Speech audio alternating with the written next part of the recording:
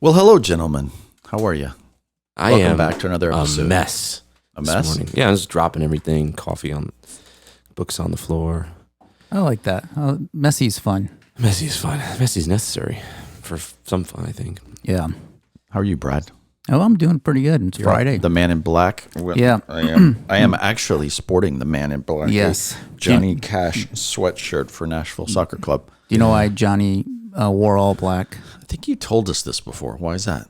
I've heard. I think it's because he wanted to associate himself with the burdened and the downtrodden, and just a way to, hey, I'm an average guy like you, even though I rock out. Yeah, back in that day, maybe Yeah. maybe the downtrodden wore black. Now it's actually cool to wear black. Yeah. My favorite two colors are black and very, very, very dark black, or very, very, very dark gray.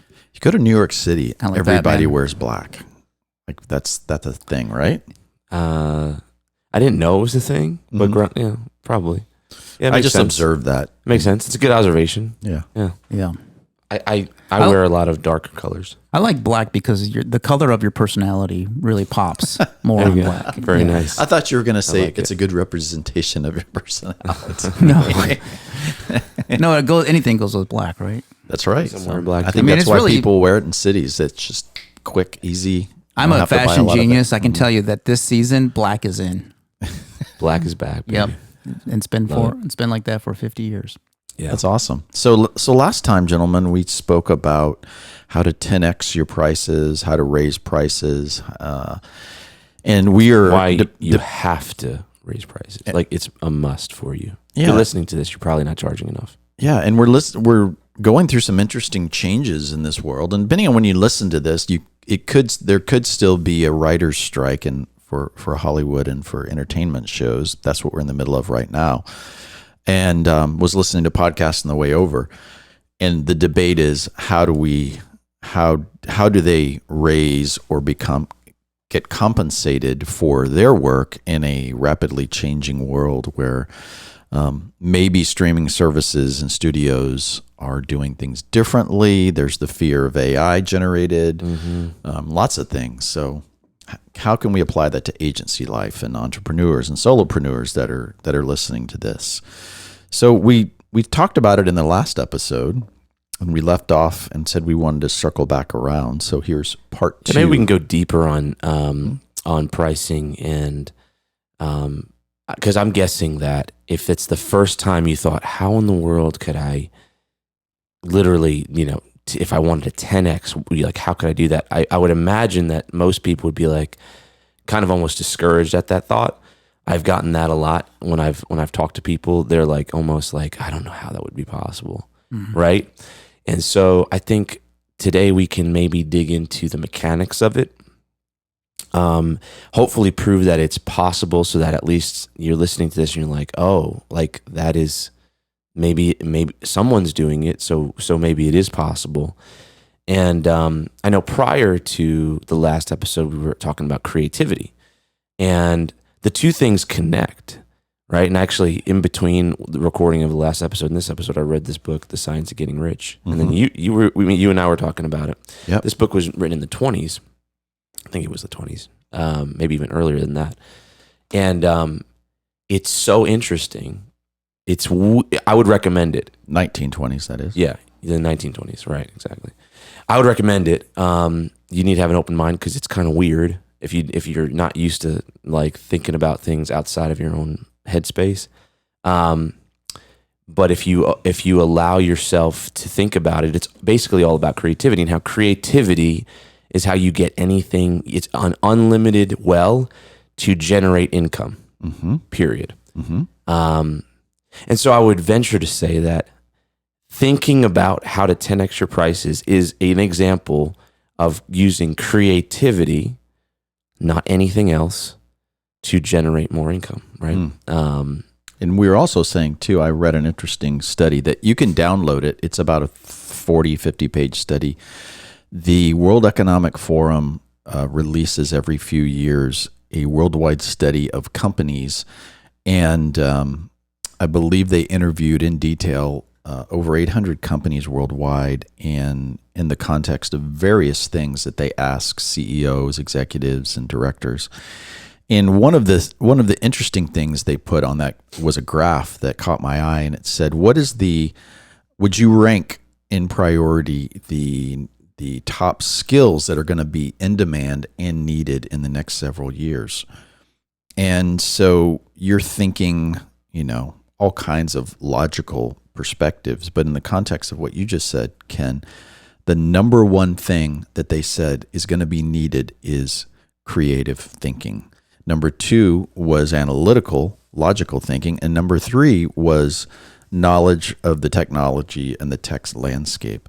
And so I just thought that was really interesting. So for 1 and 2, they need human beings. Yeah, exactly. But also creative, both sides of the brain. When we think of technology, of creativity, and we talked about this, and I think we can apply this to this pricing discussion, is that many times those of us who may live or work in environments that don't, quote, need creativity, or people say, I'm not creative, and we talked about this in one of our episodes, that's really not true. And I think going forward in the future, we're going to need to rethink and awaken that creativity in different ways if we're going to survive and compete, because we're not going to have to be wasting our time on those things that aren't creative, because I believe machines will be taking care of that.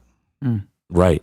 Yeah, I agree. Do you think, though, that AI will have such a consciousness that it's actually able to outcreate human beings, or do you think that it's like how I use ChatGPT right now? It does give me creative feedback, and I pick and choose what's more in line to what's in what I feel is the right approach or the right feedback, and then I push it further. So I'm pushing it, but it does give me a lot of ideas, and to help me refine further, or it gives me ideas that then I can kind of riff on and build and bolster. Yeah, I see it as a sophisticated intern. Yeah, and that's how I use AI right now. You don't give the interns work to a client unless you look over it, correct, tweak it, change it. Yeah, but we've all experienced and know the value of having a really go-getter, sophisticated, smart intern that you don't have to pay a lot of money for, but they're able to help you do things that save you time and resources and really allow you to flourish in your own creativity and skill sets. And I think that's what AI does. And I think this is going to kind of parlay into what we're talking about today, but I think the biggest need is if we can get AI to listen to a conversation with a client and physically read the body language. 80% of our communication is body language. And when we're on a Zoom call, we don't get the full body language, but we get enough, I think. And there's times if you and I, we go and everyone, have Zoom calls, you get off a Zoom call or you have a meeting face to face and you walk away and go, and here's what they said, but here's what they really said, right? That's typically what happens. This is what they've said, but their body language and their approach to the way they communicated that, this is what's really going on with them. And you're always trying to take that into account to make sure that your clients feel like they're getting their money worth, right? And they're getting what they need, and they're excited about what you're presenting to them. There's something close to that. I wonder if AI could actually do that and give you bullets. Here's really what's going on, to the point where it becomes even more human ability to read that than a human being. Because I'm telling you, I have employees that they don't understand what was really said. This is really what's going on, and it's just a lot of times that's just based on experience sometimes, and it's not always the case, but some people can read people easier and some people can't. Yeah, there's something similar to that. I may have mentioned it. It's called Crystal Knows. It's CrystalKnows. I think it's .ai or .com. Anyway, it doesn't do it visually, but what it does is it analyzes people's content profile post. And so it has a plugin that you link onto LinkedIn, and they have a competitor too. I forget the other one. They're both really good.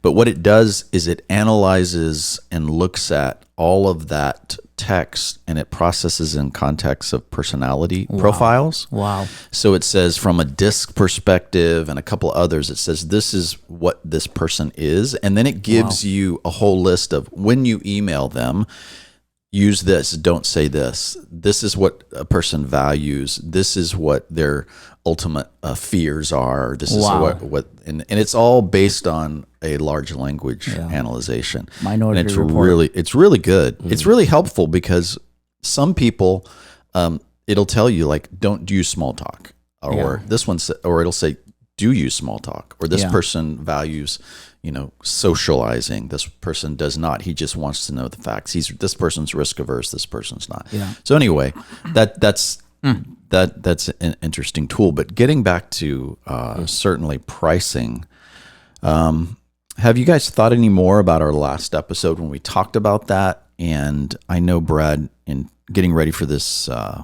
podcast, you had mentioned something that was interesting, and I want to unpack it a little bit, where you said that you can't necessarily offer the same things and the same services and call them the same things, and then all of a sudden, raise your prices considerably. Yeah. I don't know. Can you?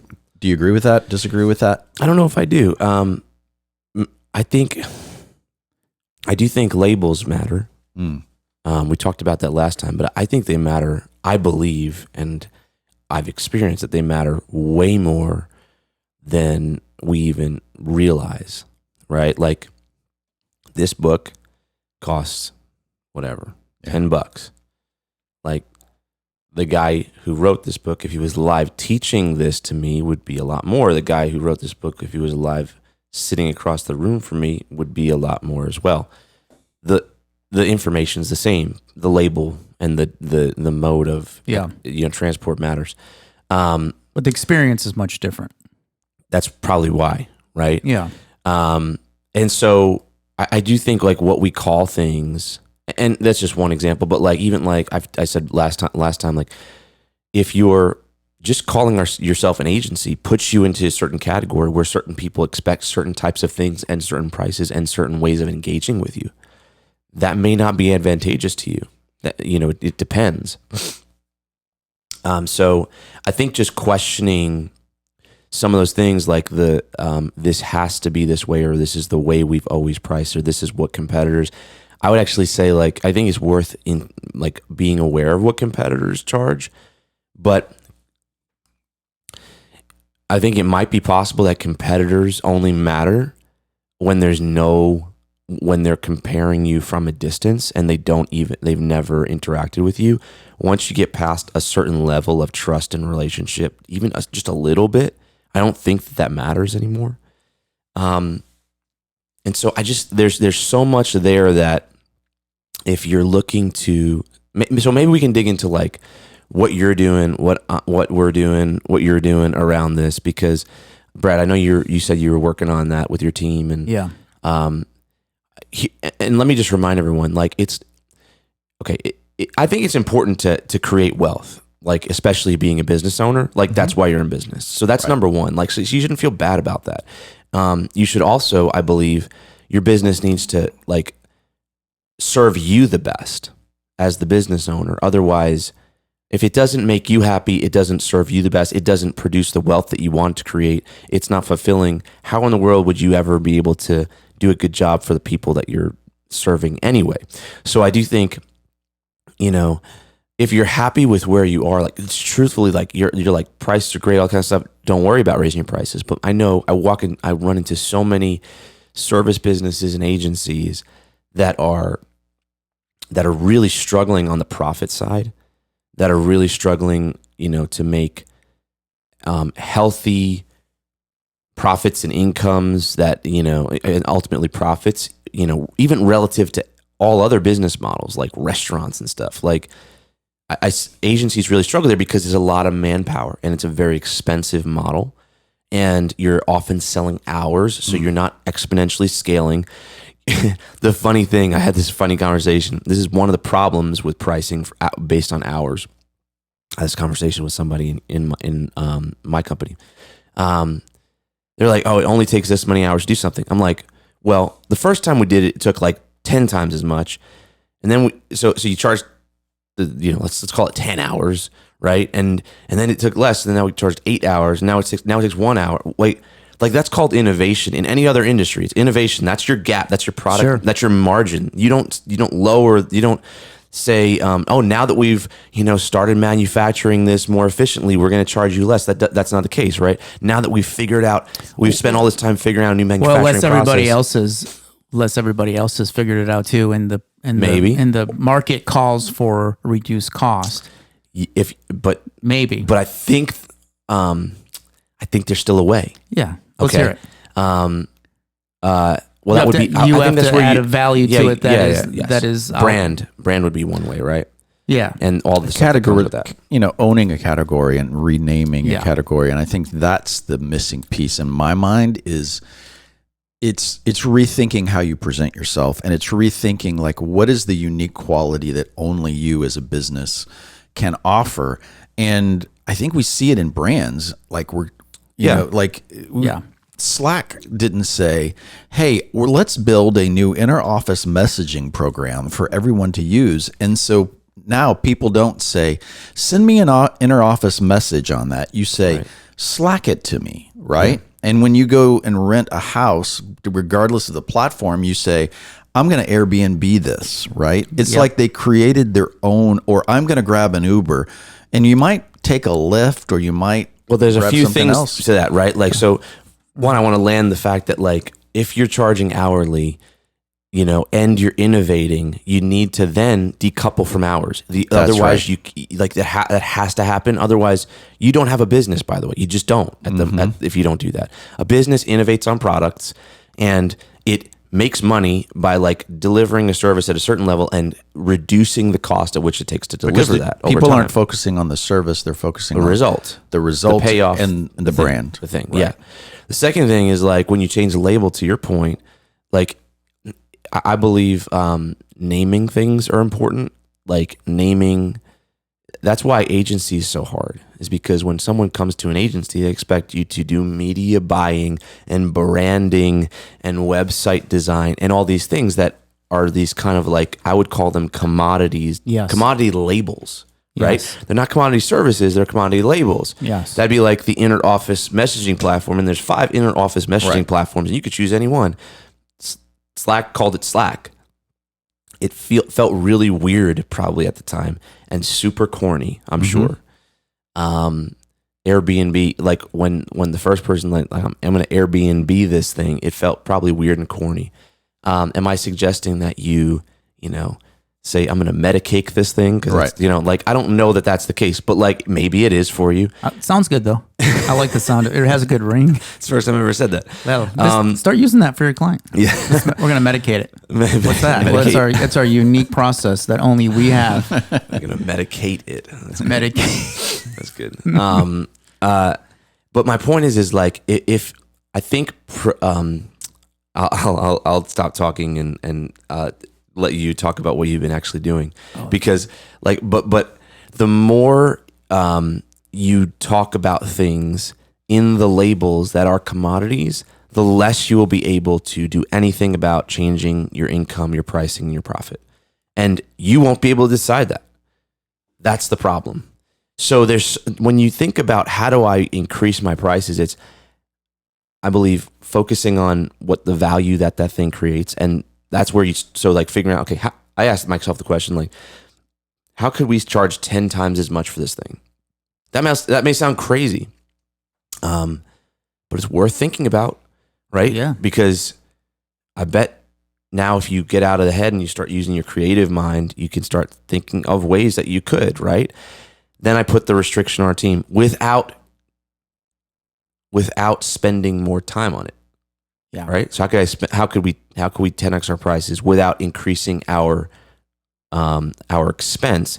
At least not linearly. Maybe a little bit marginally, but much less than, but not like, directly, right? Like linearly. We don't want to 10x our cost. Maybe we can 2x our cost and 10x our price. Maybe, My point is without spending more time is the critical thing. Thinking about that and just like opening your mind up to it, you'll start to think of, well, what's the result that we create? What's the value? How can we call it something different? How can we talk to people who can pay us that amount because it's worth it to them? Like, the truth is like the services we provide, right, are worth hundreds of millions to some and thousands to others, right? It just depends on their situation and their business. And so there's just so much there to doing that. That's just a few of my thoughts. Brad, the floor is yours. Tell us what you've been doing. Oh, well, I like the idea of 10X only because it's kind of used in other industries. But what I like about it is for us, it was so far out there. It's like, probably the first responses that you get from your people are, what, how in the world would we ever do that? Like that's just too much, maybe 3X. And so I like the idea of putting that challenge out there because it makes people, first they look at it and they go, there's no way. And then they go, well, maybe there is a way. Let's try to figure it out because it's so far out there. It's kind of the idea that, you shoot for the stars, you'll hit the moon. Mm-hmm. And we've been doing that in our company, and I've found over the years that actually it works. It becomes realized. It's amazing how when you put a thought out there that people can kind of slowly gravitate toward it. So the challenge is that I'm trying to do this. I'm trying not to give anyone a playbook or give them ideas of how to do that. Because I want them to own it and bring their own ideas to the table. I can't run a business or grow a business if I'm the one always coming up with the ways to maximize. Like, I need my operations people to understand, how do we make this, how do we get there? What do we do differently? What's the value? And I think the challenge is that I think, first of all, so we've implemented some of this, and I think the first gut reaction is, let's just change our pricing model. But the problem is, we've already seen it, is when we try that for customers who have worked with us, who have already purchased similar products from us or services, they go, why is this double the price? We did it last year, the same thing, and it seems double.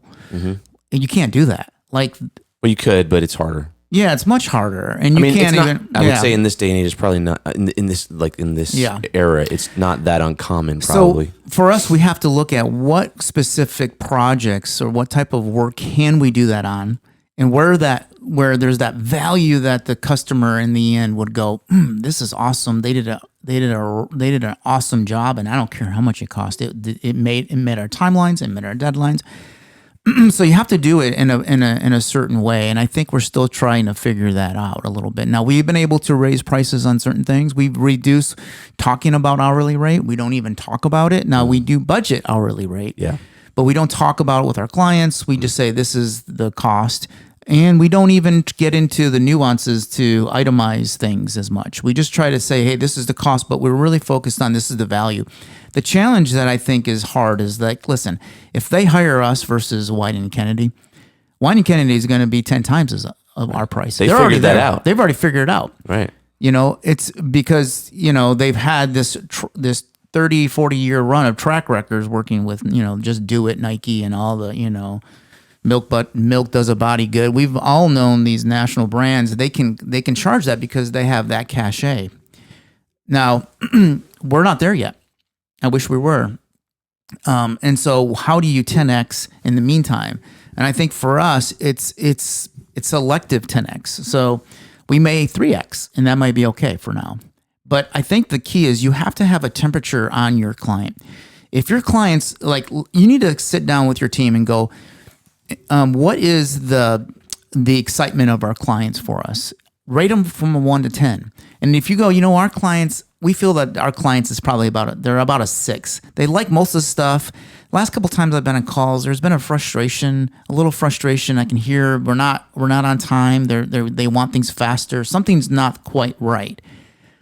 Those are the clients. First of all, you got to get them to a 10 somehow, some way. You can't up their pricing without making them feel like you're a 10. Right? So you got to show them the beach. You got to show them these values. You got to make them excited. You got to bring something to the table that they cannot get anywhere else. You have to make them say, you guys are geniuses. And I don't know how you do all that stuff, but there's magic there, and it's worth it. And if you don't provide that magic, if you're not providing that thought leadership that they as a C-level suite can't even do internally, if you're bringing that to the table, then all of a sudden you have a seat at the table with the C-level folks with your client. If you can do that, then I think it's easy to 10x. Yeah. Because you are literally driving their business. So you have to kind of diagnose every one of your customers. You have to diagnose them. So maybe the diagnosis is, we can't 10x anything on this customer, but we can get them to a 10. Right now they're at a 6. And that is something that we can do by doing this, this, and this. Then we can start to introduce a little bit more of a pricing and kind of get that up to the point where they feel like they're still getting a huge value. So I think that's the challenge with us. And what are those things that you can implement in place? So there's one thing about bringing new clients on board. And there's another thing of servicing your old clients. And I think you have to treat them a little differently as you're trying to scale this 10X model. In my experience, you do. In fact, it's way easier to do your price changes to new business than to current business. And I would even say, like, based on your business, that would be the way to do it. Yeah. Is do it on new business. Yeah, I would. Were you going to say something, Bob? No, I was just simply going to say that for me, as somewhat of a independent consultant at this point, I started in January. Business is going really well, and I've picked up several clients. One of the ways that I've differentiated myself is to try to present the bigger scope of what I'm providing versus the individual things, and to lead with that. And like you said, it's easier for me because I'm not going back to a bunch of previous clients necessarily. So the way that I do that is say, I'm an executive growth hacker that looks at things through the lens of behavioral and psychology, behavioral science and psychology. And so if you need a executive, i.e. high level person that understands how to grow your business in the digital context, and secondarily, I say I can serve as a fractional CMO. So people understand what that means. So to be able to then say, this is your monthly fee, you can break it down by hours if you want, but you're going to pay for my time. And inside of that, I will put together the strategy of the items. Yeah. But I'm approaching it from a bigger perspective of saying, you're not hiring me to do these things. You're hiring me for my experience and the end result, which is you want to grow and scale your business. And that might mean, for me, it might mean rebranding. It might mean putting together a different paid ad strategy, all those things. But I don't ever come to them and say, I can help you do these things, and this is what you're going to need, and this is the cost for them. You're hiring me. This is my price, and this is the end result that I'll get you to. And then we can talk about the details in the statement of work if we ever get there. But I think for me, that's how you have to approach it. It's more of, you're buying the unique value of Anthem Republic. And what Anthem Republic does really well is this. And if you want that, here's our price.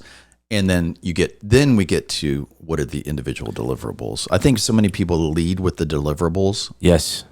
I think in my experience, it's a big part of it.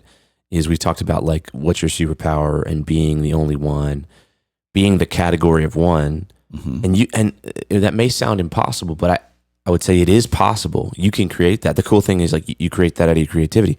So that Nike company created their category of one, right? They're known for Nike and but they're known for what they're known for. Like, that's why they charge what they charge.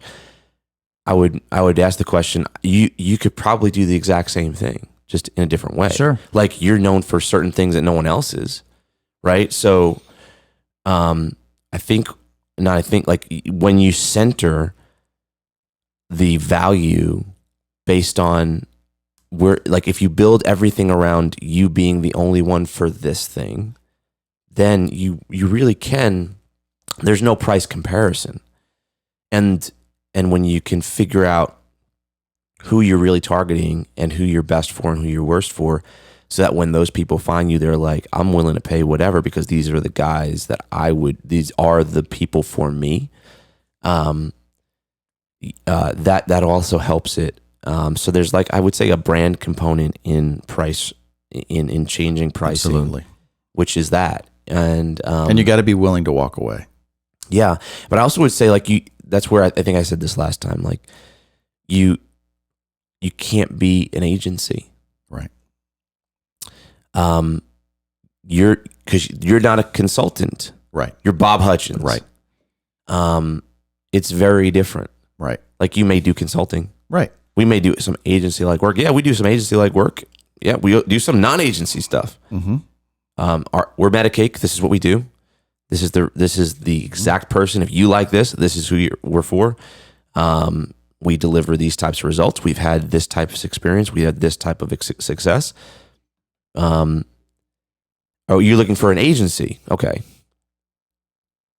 Maybe you're. I don't know. Are you looking for us? I don't know if you're looking for us. If you're looking for an agency, that like, and so you have to have these conversations, I think, around flipping the label. Now, there's a downside to not calling yourself something, which is it's harder for people to categorize you, which in my experience, I think comes back to like trying to build your brand over time so that people just know you for a thing, right?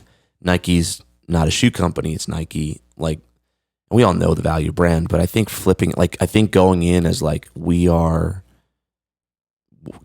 pick your label, you automatically, I think, get pegged immediately, like typecast into a certain thing, right? And in my experience, then you automatically get paired with everyone else who has that label, and that's when it's hard, I think, to change your pricing and control that. I would agree 100%. Yeah. So what do you guys think about, and we'll probably start to wind this down in a few minutes, but what do you think about the importance of raising your prices in light of the world that we're living in right now? Because there is the reality of, inflation and AI, and, it seems like the big giant tech companies are laying off. What does that mean? Is Blue Sky going to overtake Twitter one day? Are we going to, decentralized platforms? What does that mean? There's a lot of uncertainty in our business. What is that? How does that play into your thinking? Say a year from now, 2 years from now, and 3 years from now, as it relates to pricing. I know. Well, we've Brad, already for had you. customers actually ask us to, like, about our pricing, like, oh, can't you just use Chat GTP for that and lower your price for us? Like, let it write itself. Like, literally, they've done that, and I'm like, okay, here we are. I'm already doing that. Yeah, you're like, yeah. Well, not exactly, but a little bit. Yeah, it's my assistant for sure, creative thinker. Anyways, but I think the economy is tough. I always look at. But Brad, you would say this, like, right? Isn't, like, money is infinite? It's essentially infinite. Correct. So, I mean, I think time is very limited. Time Correct. is finite. Correct. Right. So whatever economy there's for you, Brad, for me, or for you, like, there's more money, like, there's infinite amounts of money out there. Correct. To pay well afford any level of service that you could possibly charge. And the feds print more if they need more, so it doesn't matter. They we look at money as if it's this, like, I'm not like price sensitivity and all. These are interesting things because like, the truth is like, there is an infinite amount of it, essentially, and even if it shouldn't be infinite, it's essentially infinite for a single human being. Yeah, exactly. So correct. I look at a recession as doing two good things. Number one, it helps you to refine your processes because it forces you to look at ways you can shave off expenses. And two, what it does is, I think it's kind of like, like the stock market. Like, when everybody's bleeding, that's that time you can get in and get a good opportunity. So you leverage that time when everybody else is struggling a little bit, and you prepare for the struggle so that you're not struggling as much. So you prepare for it because you can see it down the road. We can see it down the road. And you leverage it at that point. So you leverage it so that when there is an out of it, you've gained something during that time, and you've been able to get a kind of a leg up against your competitors, or rethink your business in a certain way. So I think it's fun because it forces the hand a bit, and it makes you rethink. And I think all business owners need to do that. Sometimes they do it constantly, but sometimes you need to be forced to do that. Yeah. And so as far as that's concerned, and maybe you find you're a little more of a niche, and you are able to own that niche a little bit better during the downtime. Yeah, that's really good. That's really good. Any closing or wrapping up statements on this? Man, I think there's probably a lot more to consider. Just, I'm sure, in like just getting into the how. A lot of people get caught in the how, but yeah, I would just say, believe that it's possible. Believe that it's necessary, right? I believe that your cost needs to be no more than 1/5 of the price that you charge. That's based on the business models that we work with. And so it's just important, and believe that's necessary. And so pursue it, right? I think if your business isn't serving you well, you're not profiting from it appropriately, then nothing else works. So you got to fix that. Yeah. And I would say the contrarian approach is probably applicable this next several months, meaning there is a natural thought process of, well, if there is cuts, and if companies are tightening the belt, and there is a little bit of a recession, then I need to lower my price. And actually the contrarian approach is, no, you need to raise your prices, A, for your own coffers that you're going to need, and B, companies need marketing. They need results. They need results, right? Yeah. Because they're like, can't do that with less money. If sales are down and we're cutting, we need to increase revenue. How do you increase revenue? You have to sell more products. How do you sell more products? Well, if I just cut half of my marketing team, I need to go hire someone to help me raise my revenue. So take advantage of that in our industries as marketers, and don't be afraid to say, I can help you, and don't be afraid to raise your prices in these times. And I go back to this all the time because it's so true, and we don't think about it enough, or at least I don't. If you're the cheapest, or even if you're inexpensive, let's say if you're not the most expensive, then the subconscious thing that you're telling someone is that you're not the best. Right. Because why would the best be the cheapest or not the most expensive? Also, why would the best, if you could produce amazing results, why would you charge less money for that than you did before? Mm-hmm. So I feel like you don't value yourself as much. Yeah, right. There's also, like I would say like a incongruency, like a dishonesty in there. Like, if you're saying you're really good, how could you possibly be charging less than you did the other day? Mm-hmm.